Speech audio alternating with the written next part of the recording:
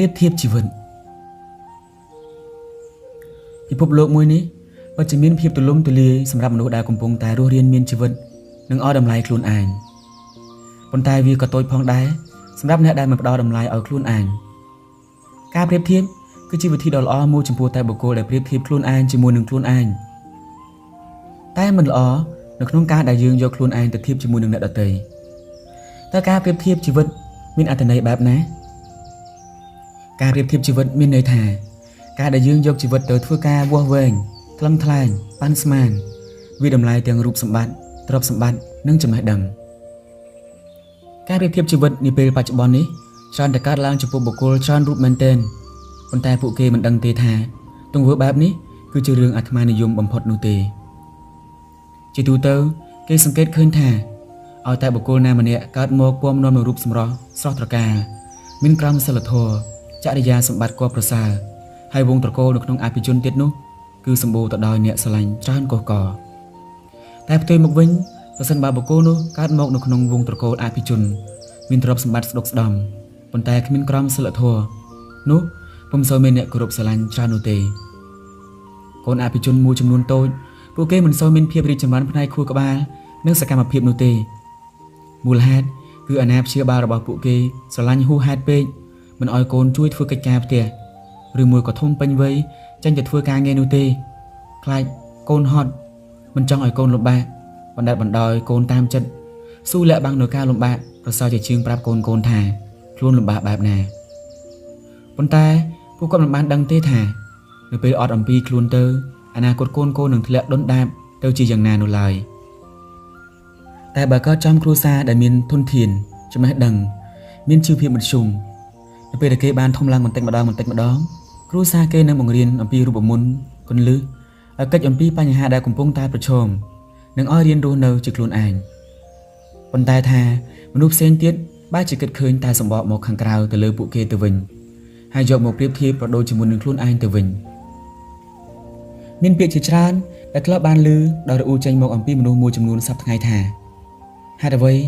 ខ្ញុំរូបអាក្រក់ជាងគេម្ល៉េះហេតុអ្វីគេសម្បុរភ្លឺថ្លាជាងខ្ញុំហេតុអ្វីគេមានភ័ព្វសំណាងជាងខ្ញុំហេតុអ្វីគេឆ្លាតជាងខ្ញុំ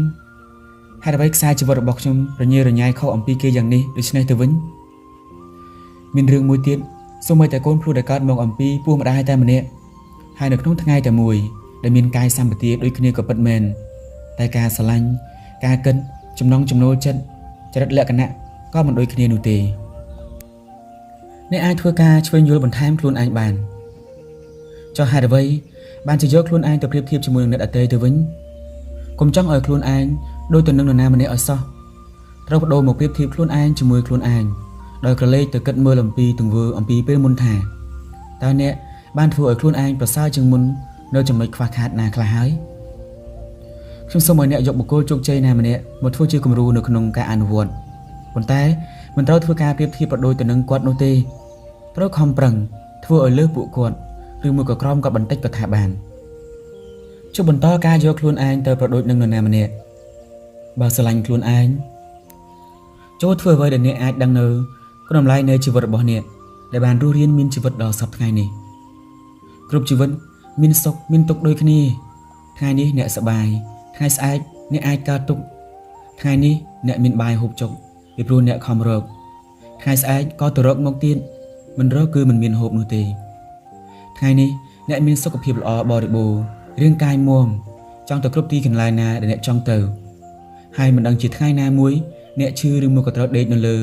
បន្ទះនៅផ្ទះឬគេនៅលើគ្រែក្នុងមន្ទីរពេទ្យនោះទេចុះអ្វីដែលអ្នកបានមើលឃើញគេល្អគេមានគេសប្បាយនៅពេលដែលក្រសែភ្នែករបស់យើងបានឃើញគេចុះអ្នកមានបានដឹងទេថាក្រោយក្រសែភ្នែករបស់អ្នកឬពេលដែលគេចេញផុតអំពីកន្លែងនេះតើសកម្មភាពនិងការរស់នៅរបស់គេនោះនឹងរីករាយរហូតដែរឬទេអាចនិយាយបានថានៅពេលនេះអ្នកមានសំណាងជាងគាត់ផងពេលនេះអ្នកមានឪពុកម្ដាយមានបងប្អូនអង្គុយញ៉ាំអាហារជុំគ្នាបានដើរកម្សាន្តជុំគ្នាហើយចុះអ្នកដែលអ្នកកំពុងតែប្រៀបធៀបនោះតើបែបណាដែរសិក្សាពីគេបានច្បាស់ហើយមែនទេទើបចិត្តប្រាថ្នាចង់បានជីវិតដូចគេដែរអ្វីដែលចង់បង្ហាញគឺគាត់មិនដែលបានបាយជុំគ្រួសារទេពួកគេគ្មានដំណើរកម្សាន្តបានជុំគ្រួសារដែរហ ហើយពួកគេមិនមានពេលច្រើននោះទេបើអ្នកគ្រាន់តែចង់បានសេចក្តីសុខចង់បានទ្រព្យសម្បត្តិសម្ភារៈល្អឬមួយក៏សម្រស់ដូចគេនោះក៏កុំប្រាថ្នាអី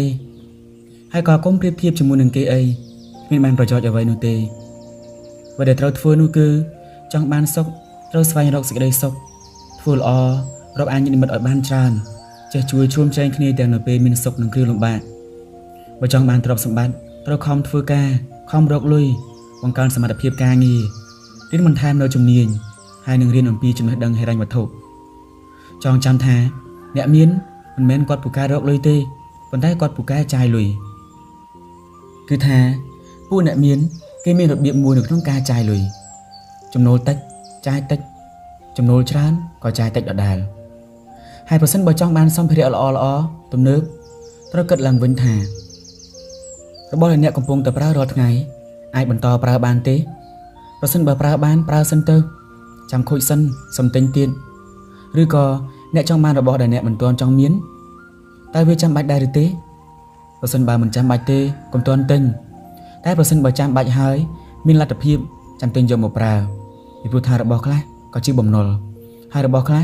ក៏ជាចំណូលចូលបែងចែកឲ្យដាច់អត្ថបទមួយនេះដកស្រង់ចេញពីសៀវភៅការគិតផ្លាស់ជីវិតថ្មីត្រង់ទំព័រទី35ដល់39